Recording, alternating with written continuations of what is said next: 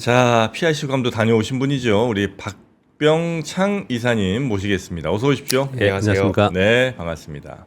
다녀오셨죠? PIC로는 안 갔고요. 아, 그래요? 예. 아, 한 번 더 가셔야 되겠는데. 아, 괌은 갔다 오셨구나. 네. 아, 괌은 PIC죠. 좋죠. 네, 좋아요. 저 여행을 좋아해서요. 아, 여행 좋아하십니까? 예, 예. 아, 그럼 따님이랑 같이 가면 너무 좋겠다. 뭐 가족하고 가면 좋죠. 네, 그 PIC 괌은요, 그냥 따로 뭐 나갈 필요도 없습니다. 그 안에서 그냥 다 해결됩니다. 아, 예, 그 따님 이렇게 뭐 이렇게 물놀이 같은 거 미끄럼틀 타고 하는 거 다 됩니다. 아이 때는. 아, 그러긴 너무 아기 때는 이렇게 많이 들었죠. 너무 컸나요 이제? 그러니까 아이들이 어릴 때는 뭐 저보고 도대체 뭐가 재밌냐 하는 사람 되게 많거든요. 저 좋아하는 게 별로 없어서 여행 되게 좋아하는데요. 아이가 어릴 때는 한 중학교 가기 전까지는 아이를 위해서 여행을 많이 다니잖아요. 그럴 때는 뭐 PIC로 가면은 아, 그렇죠, 그렇죠. 가는 모든 게 다 있으니까 굉장히 그렇죠. 좋죠. 근데 이제 부모님하고 가면은 관광을 해야 되니까 또. 네. 아, 관광하기도 괜찮아요. 네, PIC 괌에서 계시면서 네. 아직 또 여기 돌아다니기 괜찮습니다. 자, 그러면 어제 미국 시장부터 한번 살펴볼까요? 나스닥은 0.78% 올랐는데 다우는 0.36% 하락했습니다. 그것은 필라델피아 반도체 지수가 2.34% 올랐거든요. 이게 질주 위주로 올랐다라고 보시면 될 것 같습니다. 전체적으로 보시면 하락 출발했다가 길주 수도로 반등을 했고요. 요건 이제 실적 발표를 좀 하고 있기 때문에 결국은 실적 시즌이기 때문에 지금 실적 위주로 시장이 움직인다고 보시면 될 것 같습니다. 다우존스 산업지수는 반등 시도하다가 오후에 재차 하락을 해서 하락 마감을 그냥 했고요. 나스닥이 오른 거 이렇게 보시면 엔비디아 0.5% 올랐고요. 아마존 1.3%, 메타 2.6%, 넷플릭스 1.3%, 알파벳 1.76% 전체적으로 다 올랐죠. 네. 마이크론 테크놀로지도 1.68% 올랐고요. 그래서 길주 위주로 오르는 그런 모습을 보였다라고 보시면 될 것 같습니다. 이 보시면은 길주들은 달러너스가 104.1까지 갔고 10년 만기 국채 수익률이 4.25 이게 4.3 근처까지 갔었습니다. 4.25%가 됐는데 그러면 상대적으로 길주들은 좀 약한 국면 지표상으로 보면 그렇지 않습니까? 그러니까 예. 지금은 지표에 의한 추세적 흐름이 아니다라고 해석하는 게 맞을 것 같습니다. 경기 지표는 컨퍼런스 보드 소비자 신뢰 지수가 나왔는데 108.7이 나왔는데 네. 전월이 99.2였거든요. 뭐 이렇게 좋아? 이렇게 할 정도로 네, 네. 서프라이즈로 좀 나왔습니다. 그래서 미국 경기에 대한 걱정을 좀 다소 둔화시키는 그런 지표가 나왔는데 또 반면에 졸트 보고서에서 9월 구직 건수가 744만 건이 나왔는데 전월이 786만 건이었거든요. 그러니까 상당폭 줄었습니다. 그래서 이제 고용 시장에서는 아직 좀 더 지켜봐야 되는구나 이런 얘기가 나와 있는데요. 뭐 이거보다도 이거 워낙 들쑥날쑥하니까 이거보다도 그 구인 공고수 있잖아요. 1인당 구인 공고수. 이게 1.1대 1이 됐어요. 오, 저 한때 막 2대 1이네 네, 하면서 되게 많이 분이, 떨어졌죠. 올렸던. 그래서 이제 한 명이 실업자가 구직을 할 때 1.1배뿐이 안 된다는 얘기예요. 네. 그러니까 상당히 많이 내려왔어요. 그래서 굉장히 타이트해지고 있구나. 이 고용 지표는 경기에 후행하는 지표, 후행 지표입니다. 그렇게 본다면은 결국은 지금은 경기 침체 가느냐 마느냐를 한동안 떠들다가 또 아니다 그러다가 막 그러고 있는 거지 않습니까? 네. 결국은 나중에 가서 실제로 경기가 둔화해서 침체로 가는 그런 과정이 나타나면 결국은 고용 지표는 더 안 좋아지겠죠. 그것을 선제적으로 방어하려는 노력들 이런 것들을 어떻게 해야 되느냐 이런 얘기를 지금 하고 있는 상황이다라고 보시면 좀 되지 않을까 합니다. 저는 이제 국채 수익률 10년 만기하고 2년 만기 그 차 예. 그걸 아주 집중해서 보고 있거든요. 네. 어떤 이유에서요? 이유요? 예. 뭔가 있을 것 같아서. 특별히 모르겠는데 그 차이가 뭔가 있을 것 같아서. 이게 역전되어 있어. 원래 이게 정상화하지 않습니까 지금? 네. 10년 만기가 더 높아야 되잖아요. 네, 톱 다시 돌아왔죠. 프리미엄 있으니까. 네. 근데 역전됐다가 돌아왔지 않습니까? 네. 그러니까 역전되면 경기 침체 된다라고 2년간 떠들었어요 시장에서. 네. 그랬다가 또 나중에 보니까 역전됐던 게 정상화되고 6개월에서 1년 사이에 경기 침체가 꼭 왔다. 네. 라고 또 올해 내내 그걸 또 떠들었습니다. 그러니까 지금 정상화된 게 지금 한 1개월, 2개월 정도 된 것 같습니다. 이게 얼마 많이 되는 안 됐어요. 그러니까 내년에는 경기 침체 온다. 네. 이 논리를 계속 펴고 있는 거거든요. 저는 말씀을 드리기를 경기 흐름이 둔화해서 침체로 가는 과정이 시장의 텐트럼, 즉 시장의 급격한 하락을 이끌지는 않는다. 그보다는 시장이 폭락하는, 우리는 시장이 폭락하는 걸 걱정하는 거거든요. 네. 시장이 추세적으로 하락하면은 우리가 대응을 하잖아요. 그렇지 않고 네. 급격하게 뭐 우리 IMF 외환위기 맞을 때나 아니면 글로벌 금융 리먼 부도 났을 때나 팬데믹 때나 뭐 얼마 전에 8월에는 엔화 강세로 인해서 네. 일본은 그때 뭐 거의 30%까지 빠졌었거든요. 이런 일들이 우리가 대응하지 못하는 건데 그런 일들이 더 걱정이 되는 거고 그럴 때 이제 우리 전체 자산이 충격적으로 내려오는 네. 그런 상황이 됩니다. 근데 네. 그거는 추세적인 흐름에서 나타나는 게 아니고 전에 말씀드렸다시피 이 3개월물 있잖아요. 그래서 제가 맨날 그 써오는 거예요. 여기에 제가 3개월물은 파란색으로 안 하고 까만색으로 해왔습니다. 이거 그냥 해오는 게 아니고요. 네. 지수는 요 숫자가 중요한 거고 그리고 이 중에서 어쩔 때는 WT가 중요할 때는 얘를 빨간색으로 제가 해옵니다. 이거 네. 계속 똑같이 해오는 게 아니에요. 얘를 빨간색으로 하고 요즘에 엔화가 중요하기 때문에 엔화를 빨간색으로 해오는 겁니다. 이거를요. 그렇게 이제 해가지고 있는데 전에는 여러분 기억하실지 모르겠지만 국제 수익률 이 10년과 2년 만기만 가지고 왔는데 요거를 색깔로 칠해왔는데 지금 3개월을 칠해왔어요.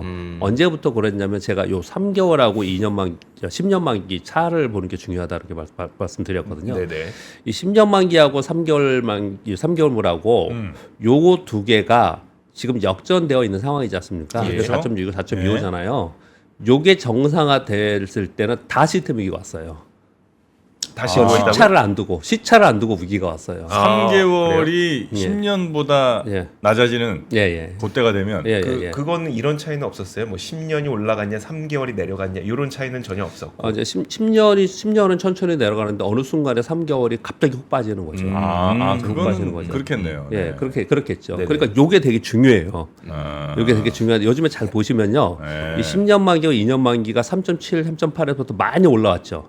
이 3개월은 안 움직입니다. 얘는 안 올라가요, 얘는요. 네. 얘는 여기 있거든요. 이건 3개월은 거의 기준금리랑 비슷하게 움직이죠. 아니요. 2년 만기가 기준금리고 2년 만기가 그런가요? 예, 2년 만기가 기준금리고 3개월물은 단기 차입금리입니다. 단기적으로. 금융회사들이 움직이는. 네. 금융회사들끼리 움직이는 단기 차입금리이기 때문에 요 금리가 갑자기 빠진다는 얘기는 이거는 금융시장 내에 재무적으로 돈의 문제가 생긴 거예요. 그래서 이게 되게 중요합니다. 그래서 요거를 제가 이렇게 파란색으로 같이 가지고 오니까 이거하고 장단기 금리차가 역전이 됐냐, 정상화 됐냐, 그래서 몇 개월이 됐냐, 이거는 가봐야 되는 얘기인 거고. 네. 심지어 또 어떤 분들은 그거는 원인과 결과가 반대로 된 거다. 왜냐하면 경기 침체가 되면서 결국은 이 국채 수익률이 움직였기 때문에 그렇겠죠. 네네네. 그렇기 때문에 결과론적으로 그렇다는 거지 얘가 정상화됐다 경기 침체가 되는 건 아니다라고 네. 얘기하시는 분 많잖아요. 네. 그러니까 여러 가지 의견이 많으니까 자꾸 그거 가지고 생각하지 마시고 이 3개월물이 급격하게 움직이는 것을 보는 게 중요하다. 그 말씀을 뭐 또 질문을 주셨으니까 다시 말씀을 드리겠습니다. 네. 네. 그리고 트럼프 미디어는 8.7% 추가적으로 더 올랐습니다. 이제 3배 올랐습니다. 3배. 아유. 한 달 반 만에 3배 정도 올랐어요. 비트코인 선물이 73,000달러 터치하면서 우리나라에 보니까 73,000달러요? 예. 1억 넘었습니다.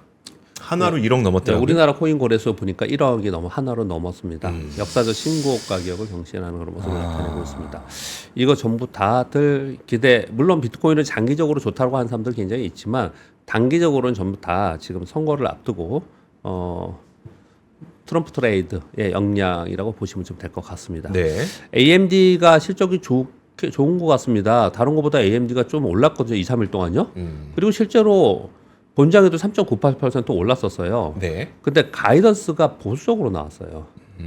그래서 보수적으로 나오면서 지금 시간에서 마이너스 7%입니다. 네. 요거는 뉴스가 있어서 그때 말씀드리겠습니다. 네. 그리고 알파벳은 호실적 발표하면서 시간에서 지금 5% 오르고 있습니다. 그래서 개별 기업에 따라서 따로따로 움직이는 그런 시장이고 길조 위주로 움직였다. 그렇게 설명을 드리도록 하겠습니다. 어제 우리 시장이 마이너스 0.21% 하락 출발을 해서 오전에 좀 하락을 하면서 낙폭이 확대됐었습니다. 네. 장중에는 그냥 왔다 갔다 했거든요. 장 한 3시쯤 이후인가? 그때부터 갑자기 외국들이 선물 매수 전환이 되면서 강보합권으로 플러스로 마감을 했습니다. 플러스 0.21 그리고 코스닥은 플러스 0.5%인데 이유를 못 찾아요. 그래서 다들 어떻게 설명을 하냐면 그때 뉴스가 뭐가 나왔냐면요. 장 후반에 당정이라 하면 여당과 정부를 얘기하는 거죠. 이번 정기 국회에서 금투세 폐지를 확실히 추진하겠다. 이 네. 보도가 싹 돌았어요. 네. 그러면서 보시면은 제가 오늘 가져오진 않았는데 장 막판에 확 플러스로 들어왔었거든요. 정말 그렇다면 그거 외에 다른 이유를 못 찾고 그렇다면 금투세 때문에 시장이 오르고 내리는 것은 아니다라고 하는 것은 틀린 말이 된 거예요. 네. 어제 하루만 보면. 네. 그런 얘기가 좀 나오는 것만으로도 시장이 그렇게 움직였다면 시장에는 좀 긍정적으로 될 수 있는 부분은 확실히 맞구나. 그렇게 좀 해석을 해볼 수 있습니다. 근데 어제는 뭐 다 그 얘기를 합니다. 마지막에 올라왔기 때문에 네. 그 얘기를 좀 하는 그런 경향이 좀 있었습니다. 근데 뭐 그것도 뭐 수세적인 건 아니니까요. 그냥 마지막에 좀 오르는 부분이고요. 외국인들이 34거일 만에 순매수했다 그랬는데 첫날은 100억 샀고 어제는 109억 샀습니다. 그래서 어제 2.58% 이틀 동안 5% 이상 올랐어요. 그래도 네. 지수는 5% 이상 그러니까요. 올랐어요. 반면에 SK 하이닉스는 빠졌습니다. 이틀 동안. 어제는 2.9% 정도 하락을 했어요.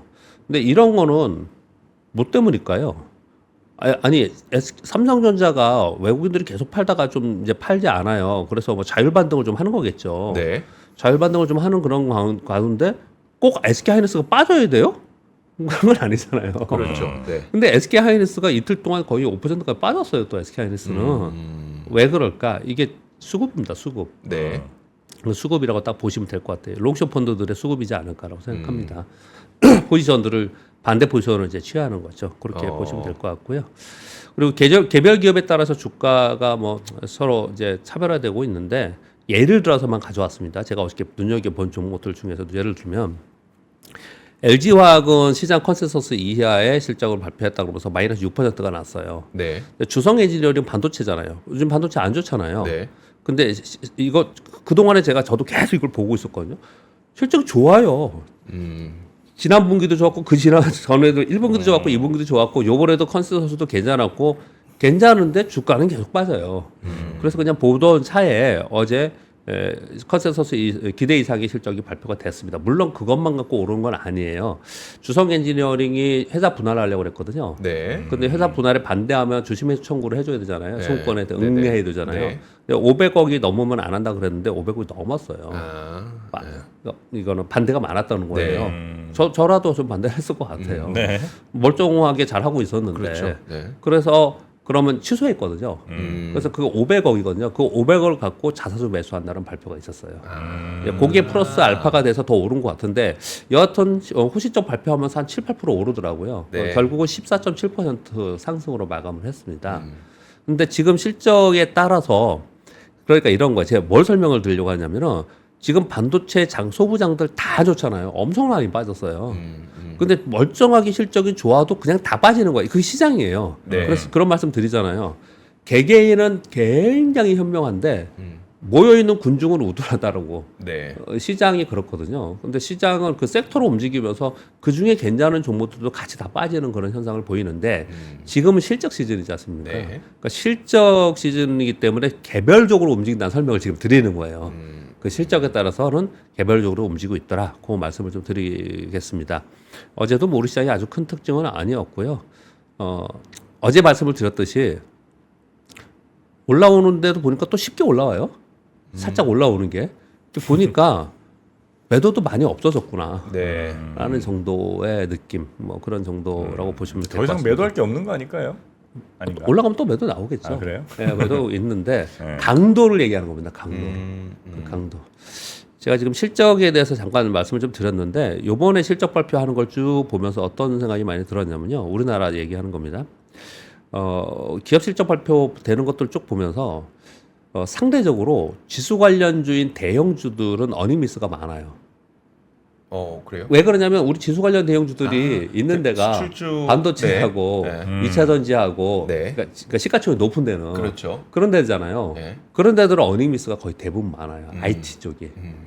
IT 쪽이 굉장히 어닝미스가 많아서 전체 지수는 붙잡고 있는 거죠. 네. 반면에 중소형주는 어닝 서프라이즈가 또 더 많아요. 중소형주는.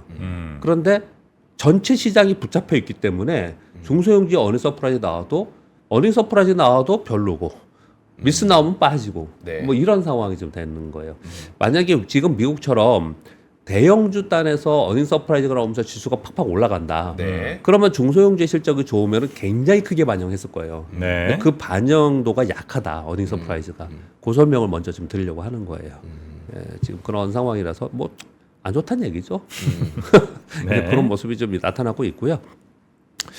오늘 미국은 GDP 예비치 발표되고요. 그리고 ADP 민간 고용 발표되고 뭐 이런 것보다 실적 발표가 중요하다고 말씀드렸잖아요. 오늘 마이크로소프트, 메타 실적 발표되고요. 캐터필러 되고 비자 실적 발표됩니다. 이 캐터필러와 비자는 경기를 예상할 수 있는 네. 실적이에요. 그래서 이거 되게 중요하게 한 거고요. 되게 많지만 중요한 것만 제가 적어 오는 거잖아요. 그리고 메타는 그동안에 좀 좋았어요. 그래서 네. 이번에 좀 볼만합니다. 메타는 왜 요즘에 메타에 각광을 많이 받냐면은 AI 때문에. 네. AI.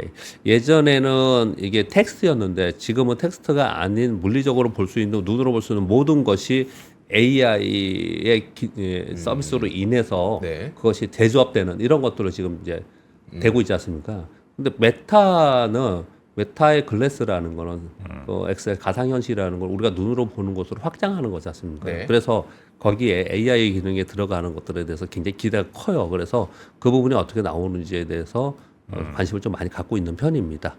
근데 마이크로소프트도- 그 AI라고 예. 하는 게 사실 우리가 엔비디아가 많이 올라가는 것에 비해서 오픈 AI를 갖고 있는 마이크로소프트는 그 정도의 상승을 보이지 않는다는 거는 예. 결국 AI로 그럼 실제 수익이 얼마나 연결됐느냐까지 사실 투자자들은 보고 있다는 거 아닐까요?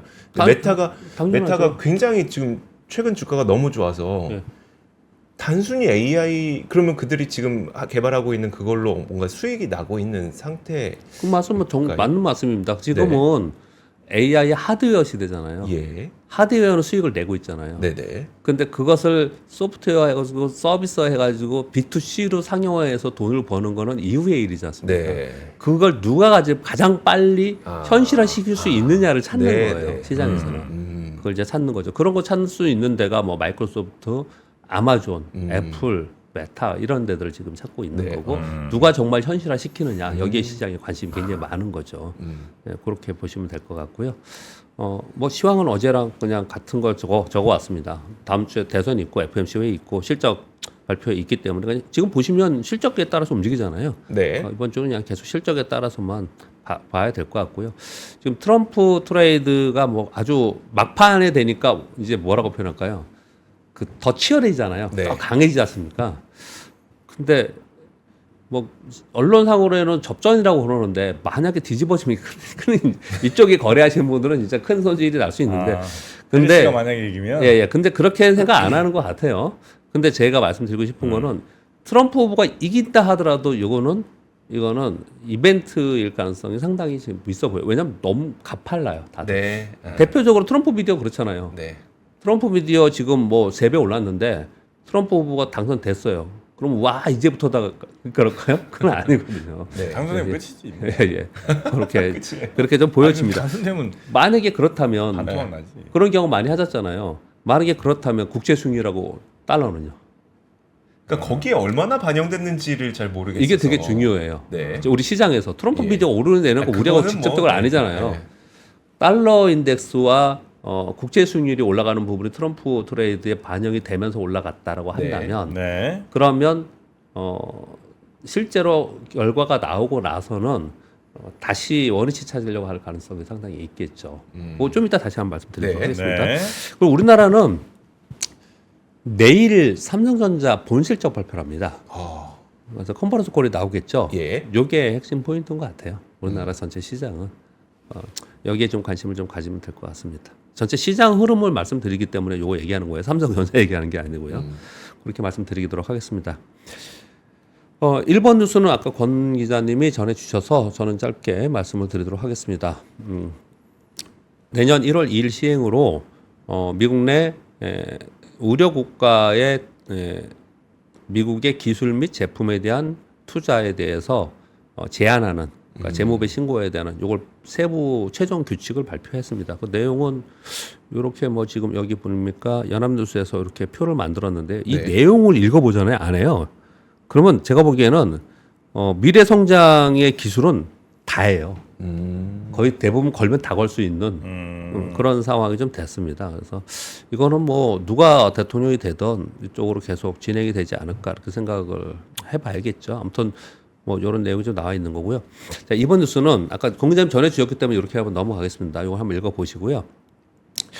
테슬라가 텍사스에 기가팩토리 있죠. 네. 지금 현재 있는 공장 규모의 50% 증설을 추진하고 있다라는 보도가 나왔습니다. 오. 현재 면적의 절반이 넘는 부지를 확장하겠다는 내용의 서류를 당국에 제출했다는 거예요.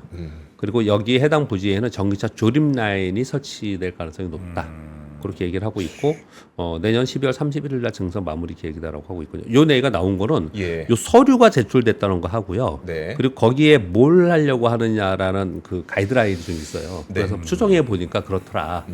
그래서 테슬라의 기가팩토리는 이제 증설 쪽으로 좀 보고 있다. 이런 부분들은 뭔가 의미가 있죠. 네. 이 그냥 하지 않잖아요. 그렇죠. 기업들은. 네. 그래서 이 뉴스를 좀 전해드리겠고요. 그러니까 26년 신차에 대한 증설을 준비하고 있다고 그렇죠. 봐야 되겠네요. 그렇죠. 네. 26년 나올 신차는 가 뭔지는 또 우리가 기사 검색해 보면 다 나오고. 만약에 이런 내용을 조금 더 우리가 오버해서 생각해 보면, 예. 오버해서 생각해 보면 이렇게까지 확장해 볼 수 있어요. 뭐냐면 우리 이번 선거를 앞두고 트럼프 후보가 됐을 때 IRA도 그렇고 신재생 에너지도 그렇고 전기차도 그렇고 2차 전지도 그렇고 가장 피해가 많을 거라는 쪽이잖아요. 네, 섹터잖아요. 네. 특히 전기차 쪽도 그렇고요. 아예 대놓고 얘기를 하고 있으니까. 네. 그런데 이제 일주일도 안 남았잖아요. 네. 결과가 나와요. 네. 결과 나오고 나서 진짜로 우려를 하면서 그것을 반영이 시장에서 많이 되고 있었는데 그 이후에 만일 트럼프 후보가 대통령이 됐다고 했을 때 우리가 그동안에 우려했던 그 방향대로 그대로 갈 거냐. 그러니까 이것 역시도 네. 우려했던 것이 이제 시기가 여기까지 왔는데 그러면 그 이후에 2025년 준비해서 2026년, 27년에 판다는 거잖아요. 네. 그러면 요번에 대통령이 된다 하더라도 1년, 2년, 3년 차 되는 거지 않습니까? 네. 그렇지 않습니까? 그런 준비들을 할 가능성은 상당히 있다라는 거죠.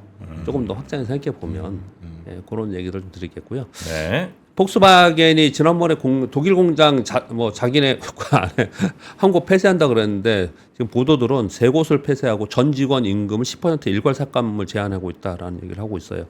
내용의 핵심 포인트는 이 자체보다도요. 독일 자동차 업계가 왜 이렇게 어렵냐? 포르쉐 상반기 중국 판매량이 전년비 32%나 감소했다라고 지금 나와 있고요.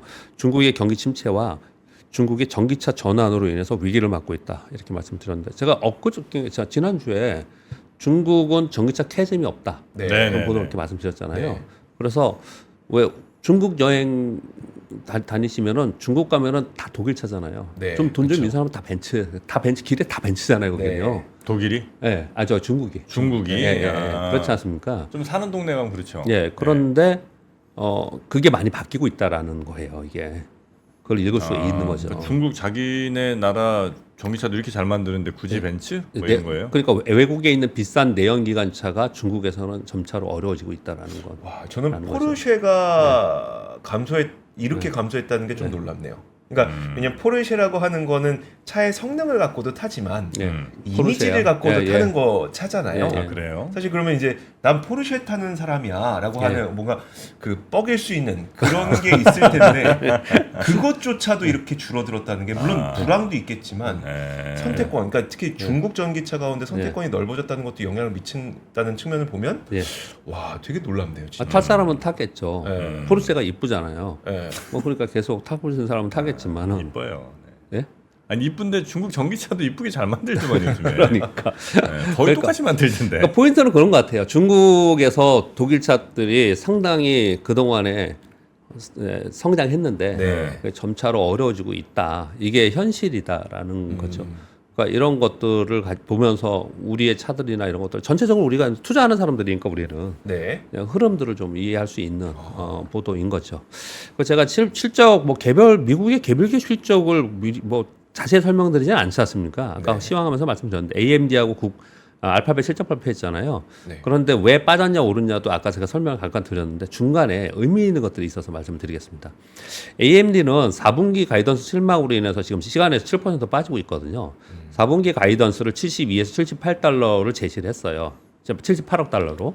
근데 중간값이 75억 달러잖아요. 네. 근데 예상치가 75.45달러예요. 그래서 지금 빠지고 있는 거거든요.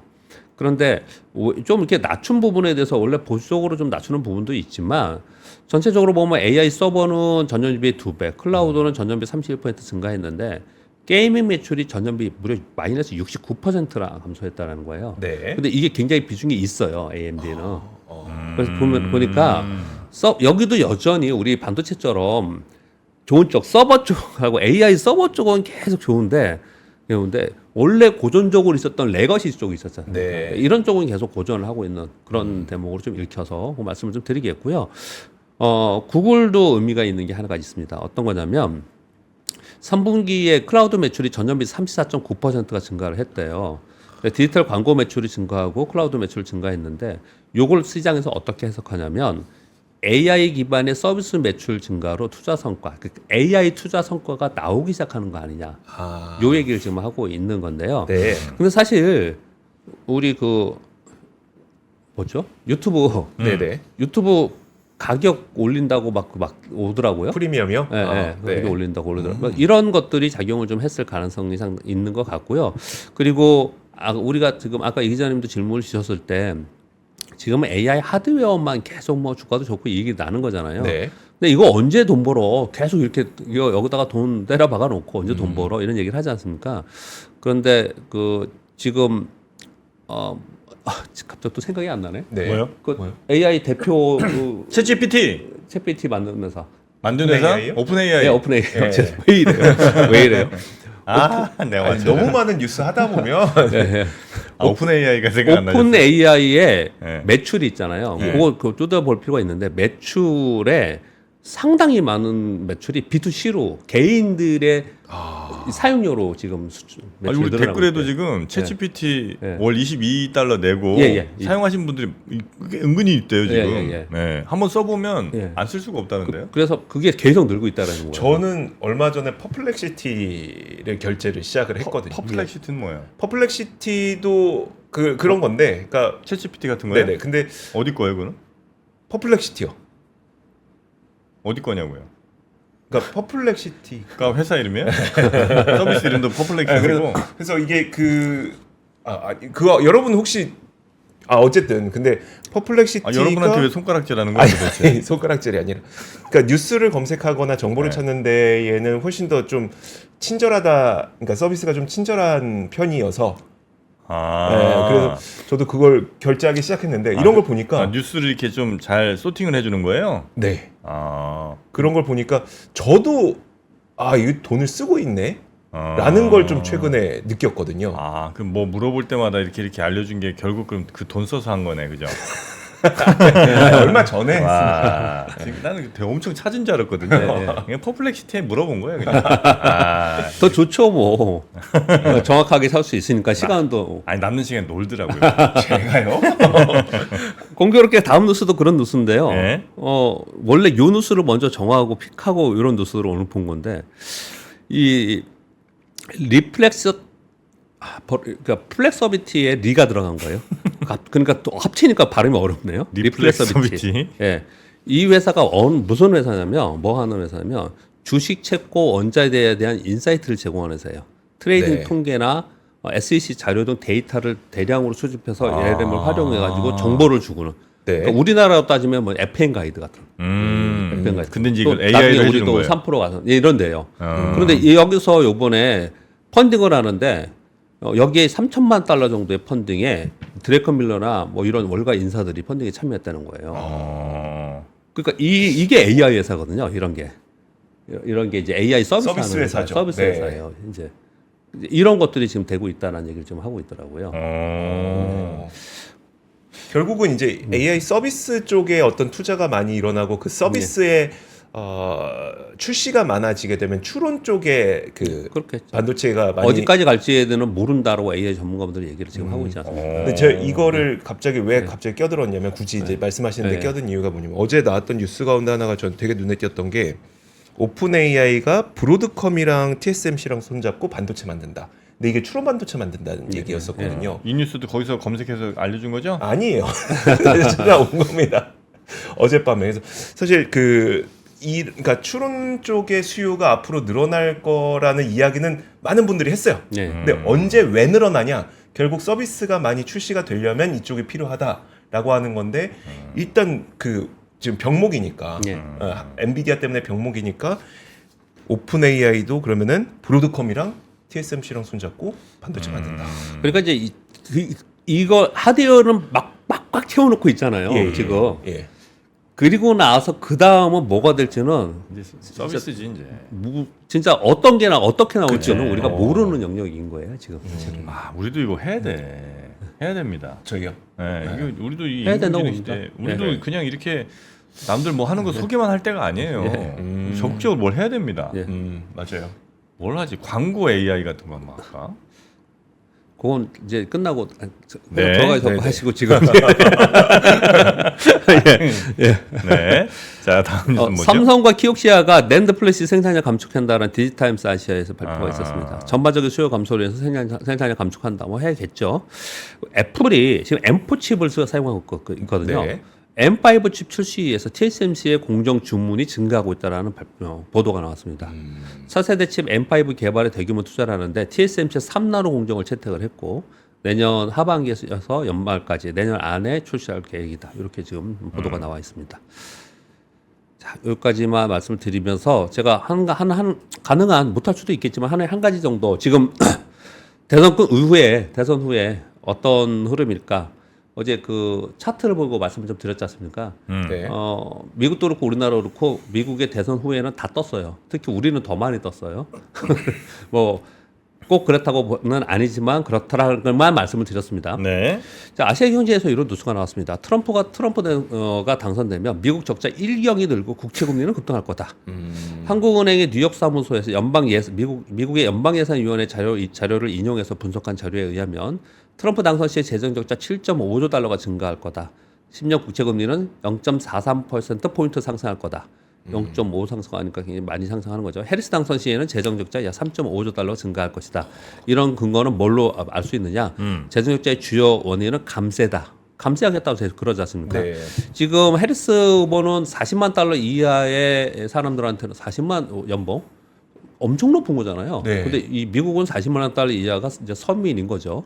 그래서 이제 감세해주겠다고 하는 거고, 근데 트럼프 후보는 다 해주겠다. 지금 그렇게 얘기를 지금 하고 있는 거거든요. 고소득자들한테도. 예, 이런 얘기를 지금 하고 있는 상황인 거거든요. 자, 리딩 투자증권과 로이터의 자료를 제가 이렇게 섞어서 이렇게 말씀을 좀 이렇게 드려보도록 하겠습니다. 일단 리딩 투자증권의 자료를 보면 바이든 집권 시기에 재정이 더 확장되었다. 무슨 말씀 드리려고 하냐면 트럼프가 당선이 되면 재정 적자가 더 많이 늘고 국제 수익률 급등하고 달러 강사되고 지금 계속 트럼프 트레이드가 그거잖아요 지금. 네. 그런데 리딩 투자증권 자료를 보니 예를 들어서 분석을 해보니 트럼프 때보다 바이든 집권 시기가 재정이 더 확장된 시기였다는 거예요. 팬데믹만 빼고. 네. 전체적으로 그리고 두 번째는 감세 정책으로 인해서 세입 축소 및 국채 발행에서 우려를 지금 하면서 국채 수익률이 올라가고 이렇게 지금 하고 있는데 이런 부분은 재정 정책은 의회 승인이 돼야 된다는 거예요. 네. 과거에 트럼프 1기 상황에서 공약 집행 이행률을 봤더니 미달성이 53%, 타협이 22%, 이행한 건 25%뿐이 안 됐다는 거예요. 네. 결국 이거는 의회가 있기 때문에 지금 얘기한 대로 다 될 수 없다. 네. 그런 걸 다 감안하면서 막 급등한다 이런 얘기를 하는데 그렇지 않다. 그 얘기를 하면서 실제로 차트를 이렇게 보여주면서 얘기를 했습니다. 이 정부 부채를 보세요. 요 위에 윗선이 정부 부채거든요. 이거 정부 지출이고요. 네. 이 트럼프 1기의 정부 지출하고 그리고 바이든 시기의 정부 지출, 이거 코로나 빼고 얘기하는 거예요. 네. 요거는 비슷했다는 거예요, 다들.